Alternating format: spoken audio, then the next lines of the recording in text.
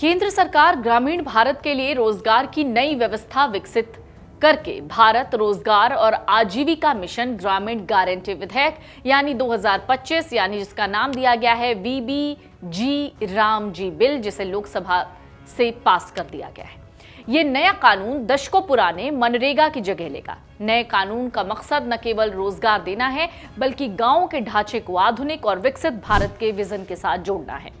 इसमें तकनीक का भरपूर इस्तेमाल होगा और काम के दिनों को बढ़ाकर ग्रामीण परिवारों को बड़ी राहत दी गई है। लेकिन इसका विरोध क्यों हो रहा है और क्या इस नई योजना में या फिर जो मनरेगा का नाम बदलकर वीबीजी रामजी किया गया है, इससे वाकई कोई फायदा होना है? इससे नुकसान और फायदे की बात अब हम समझेंगे। दरअसल ये योजना कई बार भ्रष्टाचार जैसे विवादों में रही। जी हां, हम बात कर रहे हैं मनरेगा की, जिसको लेकर कई बार ये सवाल उठे कि इस योजना में कई बार करप्शन देखने को मिला है। योजना को लेकर ऐसी भी शिकायत आई कि लोगों को बिना काम दिए कई जगहों पर महज कागजों पर रोजगार दिखाया गया। यूपीए 2 सरकार में ग्रामीण विकास मंत्री जयराम रमेश के कार्यकाल में इन शिकायतों और अनियमितताओं को दूर करने की कोशिश भी हुई। तो चलिए अब जानते हैं मनरेगा और जी रामजी में सबसे बड़ा फर्क क्या है। पुराने मनरेगा कानून में ग्रामीण परिवारों को साल में कम से कम 100 दिन के अकुशल काम की गारंटी दी जाती थी। नए वीबीजी रामजी बिल में इस सीमा को बढ़ाकर 125 दिन कर दिया गया है। इसके साथ ही मनरेगा में रोजगार पैदा करने पर ध्यान था, लेकिन वीबीजी रामजी में विकसित भारत 2047 के लक्ष्य को हासिल करना सबसे बड़ा मकसद है। वीबीजी रामजी की अगर बात हो रही है तो इसमें अब राज्यों द्वारा तय किए गए चरम कृषि मौसम यानी करीब 60 दिन के दौरान कोई भी सरकारी काम नहीं कराया जाएगा। इससे खेती के लिए मजदूरों की कमी नहीं होगी। राज्य सरकार इन 60 दिनों की अवधि को खुद नोटिफाई करेगी।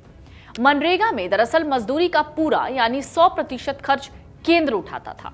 वीबीजी रामजी में मजदूरी के खर्चे में राज्यों की हिस्सेदारी बढ़ जाएगी।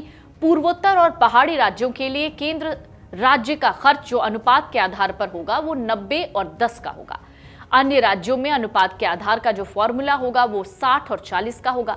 इसका मकसद ये है और मतलब ये है कि राज्यों को भी अब योजना के लिए 40% पैसा खर्च करना होगा। हालांकि बिना विधानसभा वाले केंद्र शासित प्रदेशों का पूरा खर्च केंद्र ही उठाएगा। वीबीजी रामजी की अगर बात हो रही है तो ऐसे में जो हाजिरी होगी वो बायोमेट्रिक प्रमाणीकरण इसमें जरूरी हो जाएगा। वीबीजी रामजी की बात हो रही है तो 15 दिनों के भीतर रोजगार नहीं मिलता है अगर किसी व्यक्ति को, तो व्यक्ति बेरोजगारी भत्ते का हकदार होगा। पहले 30 दिनों के लिए मजदूरी का 1/4 हिस्सा और उसके बाद आधा हिस्सा भत्ता मिलेगा। शिकायत दूर करने के लिए ब्लॉक और जिला स्तर पर एक मजबूत सिस्टम बनेगा, जहां अधिकारियों को हर हफ्ते एक निश्चित दिन जनता की समस्याएं सुनने के लिए मौजूद रहना होगा।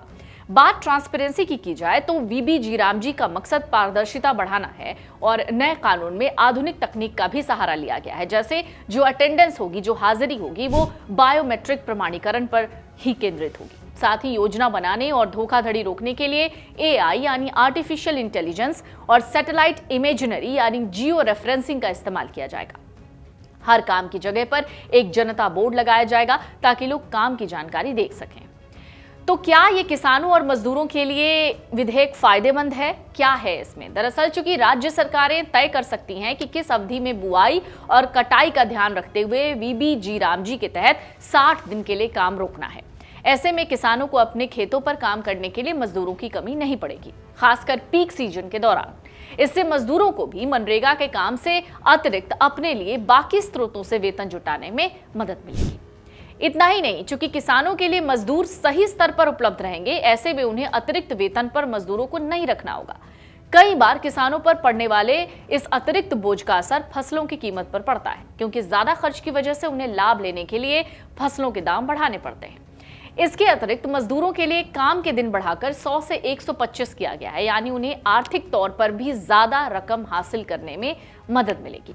तो आपको अब समझ में आ गया होगा कि जो मुख्य अंतर है मनरेगा और वीबीजी रामजी में वो आखिरकार क्या है। अगर आप भी वीबीजी रामजी के बारे में कुछ और जानना चाहते हैं तो हमें कमेंट बॉक्स में लिखकर जरूर बताइएगा। लेकिन ये जो खास अंतर है, इसे अपने स्वजनों को और अपने क्लोजर वन को शेयर करना भी मत भूलिएगा। जो इसके साथ ही सबसे बड़ा सवाल जो आपके मन में उठ रहा है इस बिल को लेकर, और एक और खास बात, अगर आपको भी लगता है कि ये मनरेगा से बेहतर नहीं है तो वो भी आप हमें कमेंट बॉक्स में लिखकर बता सकते हैं। अगर आप ये वीडियो YouTube पर देख रहे हैं तो हमारे चैनल को सब्सक्राइब कर बेल आइकन दबाएं और Facebook पर देख रहे हैं तो हमारे पेज को लाइक करें।